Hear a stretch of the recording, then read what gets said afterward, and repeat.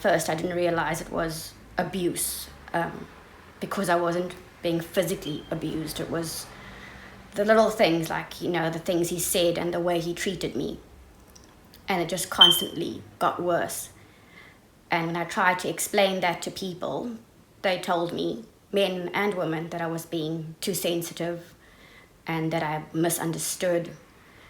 Because my ex-husband would tell me all the time how much he loved me, etc., etc. But I just didn't, it was hard to believe because of the way he treated me.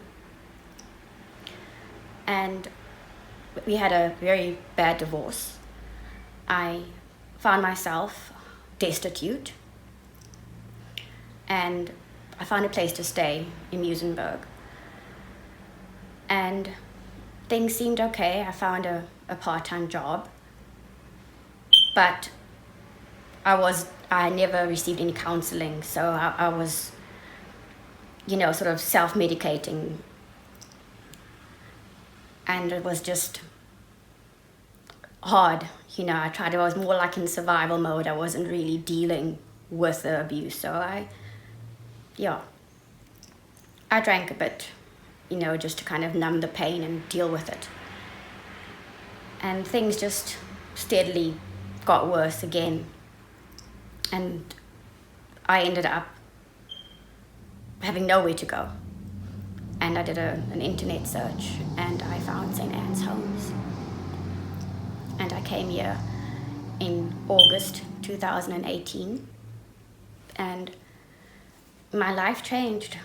I never thought a place like this actually existed, and I was too proud to ask for help, and also to admit that I was really, I knew that I was, but I've often heard women say that no one will believe me. And I found myself in that situation where I knew that no one believed me because they all saw this person smiling and happy, and I wasn't. I was just a facade that I had, but it just became my mask.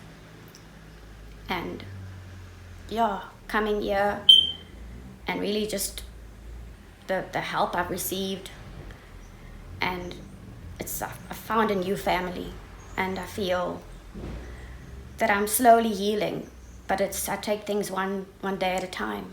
I've been in a rush for things to get better. I have my good days and very, very bad days.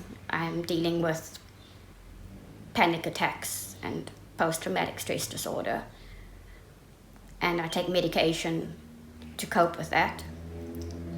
And it's hard for me to some days accept that happened to me. And I try to be hopeful and optimistic, but it's hard, to be honest with you. But I find that the more I talk about it, it doesn't get easier, but it's just, I have to get it out because it's been inside me for so many years that I actually felt that I was going to explode. And I want my daughter to know, that I didn't give up, that I tried to overcome what happened to me, that I'm not a victim. I don't see myself as a survivor, to be honest with you. I see myself as someone who's constantly trying to just, heal. But I don't see myself as a survivor yet. I don't know if I'll ever get to that place where I can boldly say that I have survived, because I can't even really admit sometimes that it actually happened to me, because I look at people's faces and they ask me, what happened and how did you get here? And I've got to explain to them, and people don't understand emotional and psychological abuse. It's like the word itself, it's not like my ex-husband punched me in the face, It's the things he did and the things he said to me, the way he treated me for years and years that just broke me down completely, and I just became this shell of a person. So I'm lost for words when it comes to trying to explain to people. And when I see the looks on their faces, it's like, was it really that bad? It was a lot worse. The counseling that I've received here, and we have sort of life skills classes, and it's almost like going back to like university, and you're learning about all these different phrases. You learn about narcissistic abuse, because that's a word that I actually didn't know. I knew nothing about narcissism. It was very foreign to me.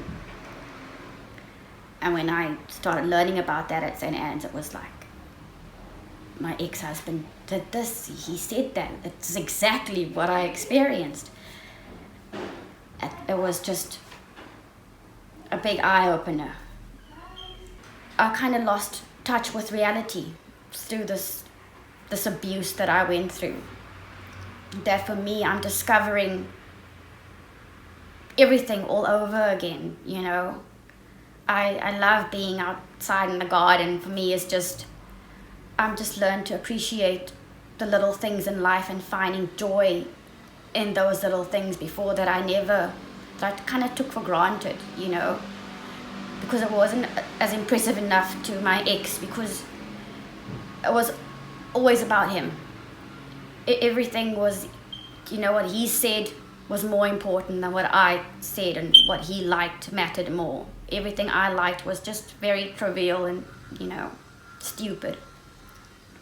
And I like the fact that I can take joy in anything now, and that I'm grateful, and I feel blessed, and I feel closer to God than I ever have. And that's been something that's kept me going, my faith. Even if you get rejected and turned away, don't give up. Get help. Talk. Forget about your pride or your reputation. These things, they superficial. For me, talking about this, my reputation, what people think, these people they're not there for me now. The people I thought were my friends were not my friends. When things got really, really bumpy, I made new friends who will be there for me forever and ever. So, and all I had to do was actually just say enough is enough, and say goodbye to the old life I had. The life where I had to drink myself into a stupor just to, just to get the pain to stop. I don't need to do that anymore. I just eat chocolate and have beer. But no, just get help.